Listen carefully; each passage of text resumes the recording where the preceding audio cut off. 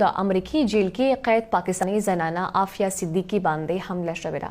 عافیہ صدیقی خور فوزیه صدیقی د حکومت نه د حملې په هکله د نوټس اغستو مطالبه کړې ده. وايي د امریکی جیل کې د عافیہ صدیقی ژوند ته خطر ده.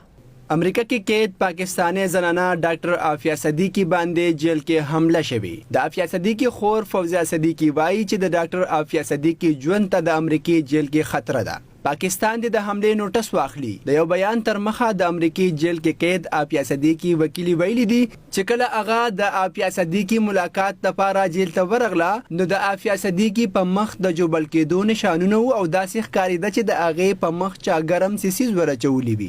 د عافیہ صدیقی وکیلی ویلي دي چې د امریکی جیل کې موجود یو قیدی په عافیہ صدیقی حمله کړې او د هغې په مخ یې د ګرمو چایو کپ ورشته دي. د کوم د وجې چې د هغې مخ سوځېدلی ولې د هغې نظر او سترګو ته نقصان نه دی رسېدلی. امریکا کې د ډاکټر عافیہ صدیقی وکیلی زیاته کړه چې دغه قیدی د نړیوالو هم عافیہ صدیقی سره د چیړچاړ کوشش کړي. وکیل وایي چې د جیل چارواکو لخوا هغې ته د حملې په هکله نور معلومات نشي ورکولی. هغې د معلوماتو رسایۍ پورې درخواست جمع کړي ولې د حملې اصل وجه معلومولو کې به ډېر وخت لګي. د عافیہ صدیقی خاندان د پاکستان حکومت نه د عافیہ صدیقی د تحفظ او رهایی مطالبه کړې ده.